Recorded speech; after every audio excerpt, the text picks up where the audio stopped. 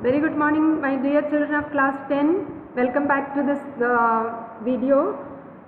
We were learning life process and we were learning respiration, and in respiration what happens, the process we have learned and the system involved in. So simple to complex respiratory systems as per complexity of the animals, and human beings are complex animals, so we have a complex respiratory system. So the parts of the respiratory system, first we learn, it starts with the nasal passage, then behind that is the pharynx. As we have learned, pharynx is the common passage for air as well as food. So this is a common part of digestive system as well as respiratory system. Then behind the pharynx or lower to the pharynx is the larynx, and after larynx this is the trachea. This portion is called the windpipe or trachea. And trachea, lower end of it, the trachea divides into two parts called the bronchi, singular bronchus. Then bronchi are divided into very fine branches called the bronchioles, and bronchioles lead to what is called the air sac. So inside the lungs there are large number of air sacs or alveoli are present, singular alveolus. So about 300 million alveoli are in both the lungs. We have two lungs. Lungs are the main parts of the respiratory system, and there are two lungs. That is why the trachea is divided into two main branches, bronchi, or each is called the bronchus, and this is the lung. And the lungs are protected by a transparent membrane called the pleura. P-L-E-U-R-A, pleura. Then the lungs are situated inside the rib cage, and rib cage protects, parts of the skeletal system protect different parts of the different organs. So here the lungs, heart, etc. are situated in the rib cage, and rib cage is formed by the ribs and then the chest bone called the sternum, and at the back the ribs are joined by vertebral column. So the vertebral column at the back, ribs and the sternum forms the rib cage, and then lower part there is a diaphragm, what is called a diaphragm. And so this is how the lungs are protected. So here see the bronchi divides into bronchioles, and bronchioles again fine branches are there. So these are the alveoli. So understanding this part, I will show you clear images of the different parts. See, this is the rib cage and how the lungs are protected. Now you can understand. Okay. See, ribs, then the sternum, and at the back there is the ribs are attached to the vertebral column, and then the diaphragm. So these form this is the rib cage, and inside the rib cage what is there? Thoracic cavity. So inside the thoracic cavity that the lungs are there. See, remember the lungs are not made up of any muscles, but little movement is when it has to expand and relax, then only it can absorb air inside it or give air out. That is so the rib muscles, actually the increase or decrease in the volume of the thoracic cavity, that decides, okay, lungs expand or relax. Okay, so this is it. Now see the next diagram. So very clear. You can see this is the nostril. Okay, nostril cavity, nasal passage. Nostril leads to nasal passage. Then behind is the pharynx. Then the larynx, or larynx is also called the sound box. Then lower two is the windpipe. Okay, and you can see the windpipe or the trachea. It's called the trachea. Both are the same, windpipe or trachea. And both, this windpipe is protected by rings of cartilage. This is actually C-shaped. In front you will see like this, but at the back, C-shaped. There's no cartilage. Okay. So why? Because behind the trachea there is esophagus. So if it is a whole round structure, then what happens? It will compress the esophagus. That is why at the back portion the cartilage part is not there. So it is here in front and almost like a C. Okay. So these are the rings of cartilage which protects the windpipe from collapsing. Then this is the enlarged view of the diaphragm. Okay, diaphragm, so the lungs. And one more thing, the lungs, the right lung has 3 lobes. You can see here 3 divisions. See, first, second, third lobe. And the left lung is 2 lobed. And left lung is slightly shorter because the heart is somewhere here. That's why. I hope you have understood this. So these are the parts of the respiratory system. You can draw any one of this diagram in your notebook, and please, I am showing you all these images to make you understand how it is. So here ribcage is not there, so you can see the lungs clearly here. Okay. Then comes there is another view, again nasal cavity, nostril, nasal cavity, then pharynx, then larynx. Larynx is also called a sound box. Okay, voice is produced in the larynx. There is stretches of tissues. There are 2 stretches of tissues across the larynx, which when the air is passed, the sound is produced. That is how we produce the sound. Then again trachea. So left main primary bronchus and right main primary bronchus. So inside the lungs I have shown you bronchioles. The bronchi, each bronchus divides into so many bronchioles, fine branches, and the branches of it leads to all the alveoli. Okay, and this is diaphragm. Okay, so here this is also a very good image. You can draw any one of this, whatever you understand very well. This is again, so here you can, in this image I am showing you, see how the see, this is the windpipe, this is the windpipe, and these are the bronchi, and see the fine, how the bronchi are, from each bronchi how many fine branches are there. So these are the bronchioles you are seeing, and each bronchiole, fine branches lead to air sacs. Okay, and this is the air sac, and all these, this is a slightly enlarged view of the air sacs, and you can see the air sacs are surrounded by blood capillaries. This is very important.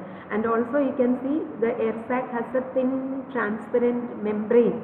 Okay, and blood vessels also have their own membrane, and it is very important. Let us see. Before that, let us see the larynx. Larynx is the sound box I told you, and it has these part, supraglottis, that is above, just below the pharynx, and this is the glottis, and this is the subglottis. Okay, all this together form the larynx. Okay, and behind, see, you can see the esophagus, that is digestive system part, esophagus, and in front that this trachea is there. And you can see another important structure here, epiglottis. Epiglottis closes the glottis when the food is swallowed. So the food goes only into the esophagus. The food doesn't enter in the trachea. So prevent the food from entering into trachea. If the food enters into trachea, it's very dangerous. Okay, choking, and sometimes it can be fatal also. So what happened? The body is adapted. There is an epiglottis. Epi means above. Above the glottis there is epiglottis, which closes the glottis when the food is swallowed. When the bolus is swallowed, the epiglottis closes the glottis so that the food doesn't enter into the windpipe. Okay, so this is the okay, oral cavity we have learned in digestive system.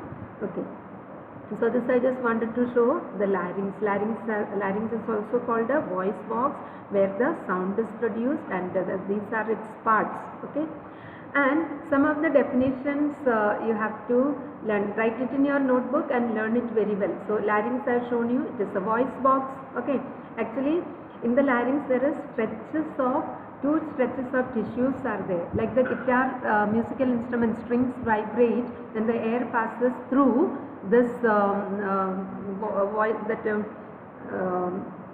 stretches of tissues that vibrate and produce the sound.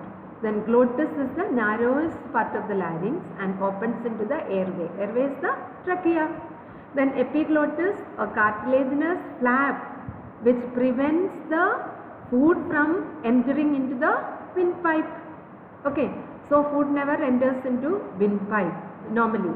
Okay, then there is a bone called a hyoid bone. I'll show you the image. It holds up the tongue above and the larynx below it.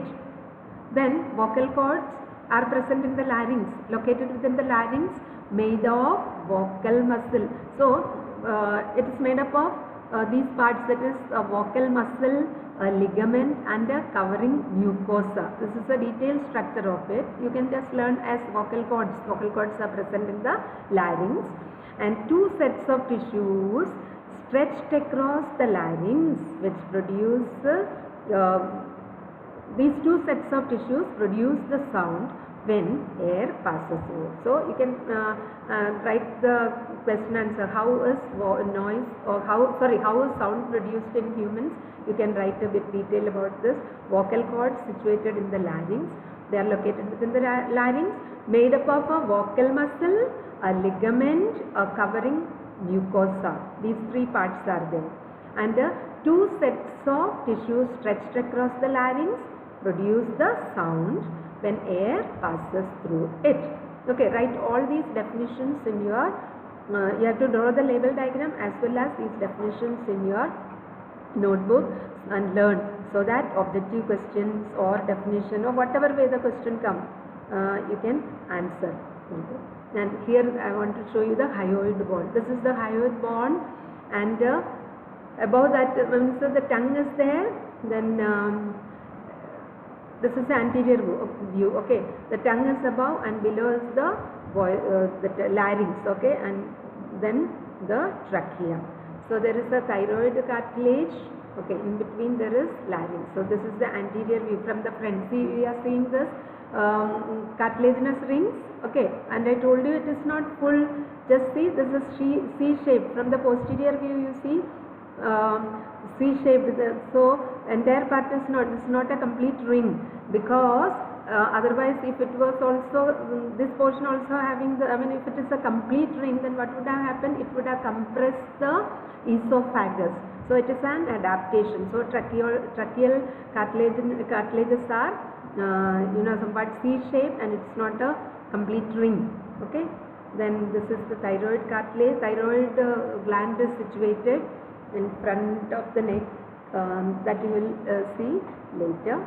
And here this is the diagram of one air sac. Okay, inside view. So what happens when there are two steps in external respiration, we have learnt inhalation and exhalation, or inspiration and expiration. So in inspiration, air moves in, that is oxygen rich. This red shows oxygen rich air moves into the alveolus. And I told you this blood vessels or blood capillaries are surrounding each air sac. In the last image we have seen. So this is the thin transparent membrane of air sac, and this is the thin membrane made up of epithelial tissues. Okay, epithelial tissue. So this is the transparent or thin membrane of the blood vessel or outer wall of the blood vessel, and there is a small space inside this, and these three form the diffusion membrane. So from the alveoli, see, gases move according to the partial pressure. So the partial pressure is PO2, partial pressure of oxygen, is more in the air sac than in the blood vessel. So what happened?